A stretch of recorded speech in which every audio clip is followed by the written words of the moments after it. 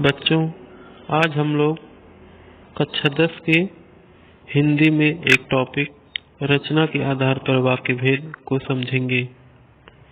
इसके भेद को समझने से पहले हम कुछ अन्य जरूरी चीजें समझते हैं, जैसे वाक्य क्या होता है, उसके भेद कितने होते हैं, वाक्य के गुण क्या होते हैं, उसमें अन्य चीजें क्या क्या आवश्यक हैं। इस तरह सबसे पहले हम देखते हैं, शब्दों की रचना वर्णों के सार्थक मेल से होती है। बच्चों, जब शब्दों की जो रचना होती है वो वर्णों के सार्थक मेल से होती है।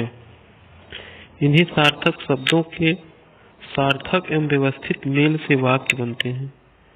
वाक्य भाषा की सबसे छोटी इकाई है, जिनके द्वारा लिखने या बोलने वाले के मन का आशय समझ में आता है। इस तरह हम कह सकते हैं कि मनुष्य के विचारों को व्यक्त करने वाला शब्द समूह जो व्यवस्थित तथा पूर्ण आशय प्रकट कर सके, वाक्य कहलाता है। वाक्य के कुछ गुण होते हैं बच्चों, जैसे वाक्य में निम्नलिखित बातों का होना जरूरी है। सार्थकता, वाक्य रचना के लिए जरूरी है कि उसमें प्रयुक्त सभी पद सार्थक हों। जैसे राम पार्क में खेलता है, मैं घर जाकर खाना खाऊंगा। बच्चों, यहाँ वाक्य में हर शब्द का अपना मतलब है। कोई भी शब्द यदि हटा दिया जाए तो वाक्य निरर्थक लगेगा। दूसरी बात है योग्यता। इसका मतलब है वाक्य की क्षमता। इसका अर्थ यह है कि शब्दों में सार्थक होने के साथ साथ प्रसंग के अनुसार अर्थ देने की क्षमता भी होनी चाहिए। पवन पानी खाता है, पवन खाना खाता है। देखिए बच्चों, यहाँ पवन पानी खाता है। पानी तो खाया नहीं जाता, पानी पिया जाता है, इसलिए यहाँ इसकी क्षमता वो नहीं है जो होनी चाहिए। दूसरे शब्दों में पवन खाना खाता है, ये सही है, पवन खाना खाता है। दूसरा है श्याम खाना पीता है, श्याम खाना पीता है, यह शब्द एकदम गलत है, क्योंकि श्याम पानी पीता है, खाना पिया नहीं जाता, खाया जाता है। वाक्य की जो तीसरी जरूरत है वो है आकांक्षा। इसका अर्थ है इच्छा। इसका आशय यह है कि वाक्य अपने आप में पूरा होना चाहिए, उसमें कोई भी शब्द कम नहीं होना चाहिए, जिसके कारण वाक्य में अधूरापन लगे। जैसे लड़के खाना है, यहाँ कुछ अधूरा लग रहा है।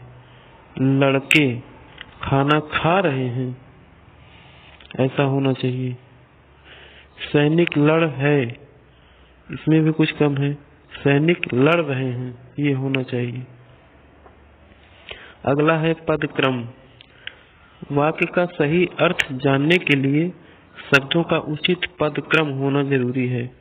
पदक्रम के अभाव में वाक्य का सही अर्थ नहीं निकलता।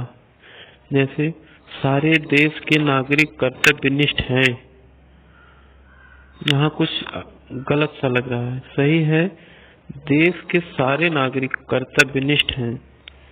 गाय का ताकतवर दूध होता है, इसका सही रूप होगा गाय का दूध ताकतवर होता है।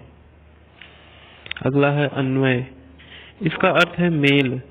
वाक्य में कर्ता, वचन, लिंग, कारक आदि में होना जरूरी है।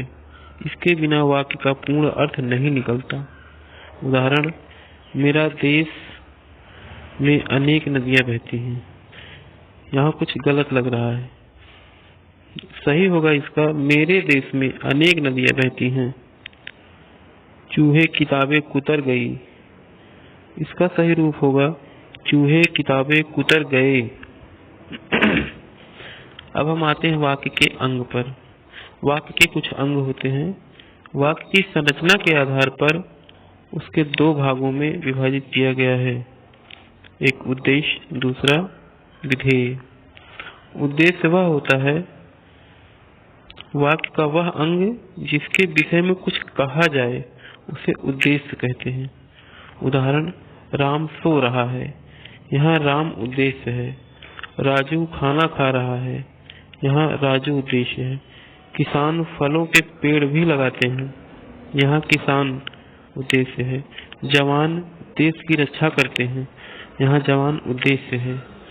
इन वाक्यों में राम, राजू, किसान, जवान के विषय में बताया जा रहा है, इसलिए राम, राजू, किसान उद्देश्य हैं। दूसरा है विधेय। विधेय वाक्य में उद्देश्य के बारे में जो कुछ कहा जाए उसे विधेय कहते हैं। वाक्य में उद्देश्य के बारे में जो कुछ कहा जाए उसे विधेय कहते हैं। उदाहरण, करण खेल रहा है, यहाँ करण के बारे में बताया जा रहा है कि वह खेल रहा है। चित्रकार चित्र बनाता है, चित्रा गीत गा रही है। मंजरी बस से शहर गई। इन वाक्यों में खेल रहा है, चित्र बनाता है, गीत गा रही है और बस से शहर गई वाक्यों के विधेय हैं। वाक्य के भेद मुख्य रूप से वाक्यों को दो भागों में बांटते हैं, रचना के आधार पर और अर्थ के आधार पर। तो बच्चों, हमें रचना के आधार पर वाक्य के भेद पढ़ने हैं, जो हम अगली क्लास में पढ़ेंगे।